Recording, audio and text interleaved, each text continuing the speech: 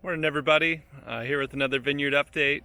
Alma and I are here to kind of give you guys a just before harvest kind of update. We're really getting close. We're kind of in the last week before we're going to start picking some Sauvignon Blanc, and stuff is fast approaching. Looking really, really beautiful, and it's a pretty exciting time of year. We've had some beautiful weather, nice what they call fogus. So the early morning fog is just burned off behind me. I'm looking east right now, and it's still there's still some fog up there in the sky. We've had an absolutely gorgeous growing summer, just these cool mornings, nice warm afternoons. It's really been almost ironically, it's been a really, really beautiful and amazing vintage so far. We got a little ways to go to pull everything in. And on that note, you guys have been, if you've been watching this since the beginning, been talking about, here are the leaves, and here are the, these are leaf clusters someday, and you get it, trying to get excited about all the steps in between. I figured we'd reward ourselves and take a look at some grapes.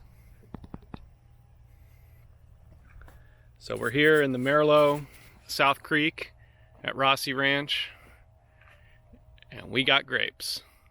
This is Merlot 100% through Veraison. These grapes are just looking absolutely beautiful, kind of smallish berries this year.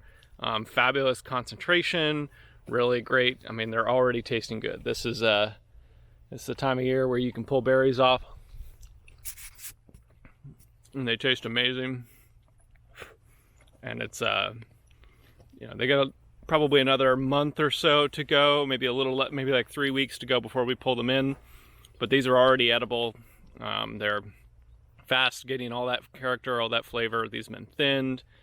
These vines are really looking beautiful despite the pretty low rainfall this year. These vines have really kind of held on and dug deep into into their roots, and it's been kind of a characteristic this year of a lot of these vines here that we have at Rossi, which were all planted in the years after we bought the ranch in 2007. Is when we did a ton of planting here. A lot of these fields were actually fallow beforehand. And it's really taken a few years for these vines in, what's fairly limiting soil to send their roots down super deep and really take dry years like this one and just kind of roll with it. And the vines look, we've been shocked almost this year about how beautiful they look despite how dry it's been. And on that note, I just use the word shocked, when referring to, how well these vines have performed even in a super dry year.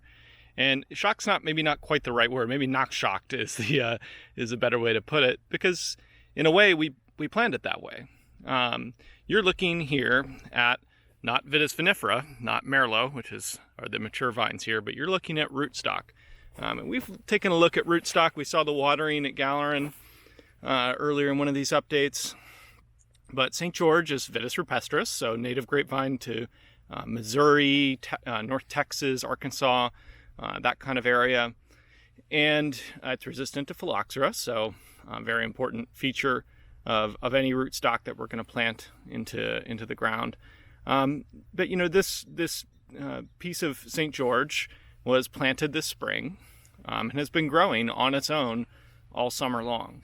It's received one watering. It's going to get one more watering next week. And that's all it's going to get until next year. We're going to get one more watering after it's been grafted, and that'll be all the water it gets for the rest of its life. And this is where the design comes in. By allowing this rootstock to grow on its own for an entire growing season, this is how you get strong vines that kind of just roll with a 15-inch of rainfall year. Despite not needing extra water, they got healthy canopies, got a great crop. We had to thin fruit off of these vines this year. I think it's a common kind of misconception with dry farm vines, especially, is oh well, you're going to lose all your crop if you don't irrigate them. And I guess the best way to just say it is that has not been my observation. I think it's probably true that if you are in a max production situation, if you want to make the grow the most amount of grapes possible out of a given acre, pretty much no matter where you are, but especially in Mediterranean climates like Napa, Sonoma, north coast of California, if you irrigate, you'll get more grapes, for sure. The question is, how many grapes do you want? What's the proper yield for a place? What's the proper kind of balance between yield, getting an economical yield, and making great wine? For us here in Napa, the exact yield is going to depend upon a block by block and even sub-block by sub-block. It all depends on soil type and how a vine is going to react to its given environment. But we always thin fruit, or almost always thin fruit. And I think it's a common misconception with dry farming that you're just going to lose, you're not going to get an economical crop. It's not been my observation 10 years working here for Frog's Leap. So, if you're looking for the most amount of grapes possible, then by all means, irrigation's your friend. But honestly, I don't know. We're making Cabernet Sauvignon in the Napa Valley. There's kind of no excuses when it comes to that. So for us, it's always about fine-tuning the crop down to the correct level. And that's where we're putting in a ton of effort right now. If you guys met the thinning crew earlier this year, that's what it's all about, is making sure that all of that is in balance. And, a lot of that starts with having a vine that's going to roll with the years, whether it's a dry year or a wet year. A lot of that is based on the foundation that's laid for that plant. And that's where rootstock really comes into the picture. So little things like that, planting the rootstock early, and we're not going to bud that until this fall, until for about a month from now. Little things like that, decisions like that that end up delaying the productive life of that vine by a year, end up extending the quality and the life of that vine for many decades out into the future. So we're walking along the center avenue here at Rossi, and we've been talking about rootstock and crop load and dry farming in a dry year and things like that. We're taking a look at we're just going to pan by a couple of blocks at Rossi to kind of talk about something that for me is a little bit of a soapbox issue with dry farming, but something I very much believe in, and that's the connection between dry farming and terroir expression. We're looking at North Creek block of Cabernet here at Rossi. It's one of our most vigorous blocks here at Rossi. It extends from around the middle of the back down towards the back creek. On the other side of that creek is Sauvignon Blanc and heavy clay soils. The soil's pretty deep here in North Creek, and the vines are bigger. The vines typically carry slightly more crop load. They're much more vigorous than other blocks of Cabernet at Rossi, and we let them be that way. The way that the roots have kind of adapted to the soil in this particular block, because it's on the sort of downslope, as you will, towards that back creek, it tends to set a heavier crop. It tends to have much bigger canopies. Needs to be leafed earlier than other blocks at Rossi that are less vigorous. It's one of the blocks that actually requires quite a bit of care, but when it's on and when we nail the amount of crop load on there, it's one of our best blocks. It's made it into some pretty special wines here at Rossi. We cross this center avenue with the wind machine there, and we go into what we call Mid-North or Hilltop block. We call it Hilltop because it's a joke, really. It sits here at the, I talked about this, I think, in one of the first update videos. Sits at the top of a tiny little rise in the center of this vineyard. It looks tiny to human eyes. And look, it's not big. It's a couple feet difference in altitude above sea level. It's really not that big of a deal. And you can see that the first few vines in Hilltop look pretty similar to their neighbors over in North Creek. Nice big canopies, plenty of fruit on the vines. But as we get into the center of this block, you'll notice that the vines get a lot smaller. The canopies shrink. The number of canes on each vine goes from 3 down to 2, down to 1, down to no canes at all.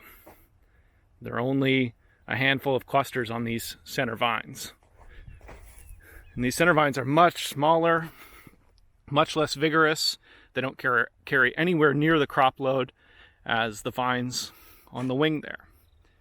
Now, dry farming, we could, in a way, take a pretty fancy irrigation system and even these vines out. You'd have emitters that are slightly larger to control the amount of water being delivered to the center vines. These vines in the center receive less water. The soil underneath them is less rich. So what would we do there if we wanted to balance them all out and make them, carry the same crop load? Is you could get pretty fancy with different kinds of fertilizers that you put on the vines here to make sure that they're even. Now, evenness or homogeneity in a block is helpful sometimes, because as a vineyard manager, it can be a little frustrating having to deal with vines that are all over the place. But to me, this is terroir. This is the heterogeneity between these vines is a direct expression of how much vigor they have, which is a direct expression of the nutrients and water available to them. To me, that's what you're going for. If terroir is an expression of site, it means it's an expression of all the different factors that go into making that site. And in Napa and all over the world, those differences are on a yard-by-yard basis. We talk about the mountains here in Napa. We talk about the hillsides. We talk about the foothills, the valley floor, the river soils, kind of on a macro scale. But really, terroir in Napa should be thought of on a vine-by-vine basis. I think dry farming helps us do that.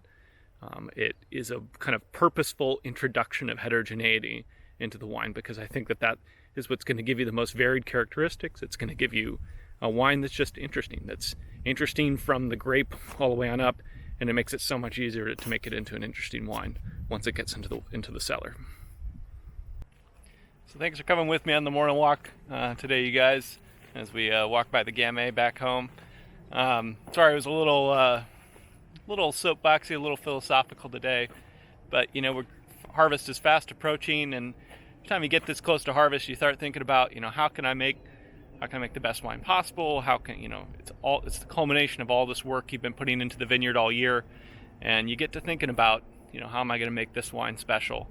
And so it's really pays dividends thinking about all the work you did in the vineyard all year long.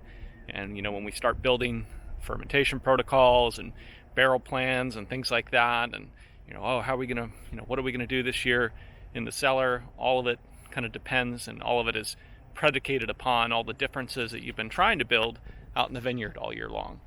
And I think that's just, if you had to put a name on it with what we're trying to do every day in the vineyard here, it's building that heterogeneity. It's building and emphasizing and celebrating the differences between vines, varieties, soil types, all of that, with just in the interest of making interesting wine, because that seems like a worthwhile thing to do.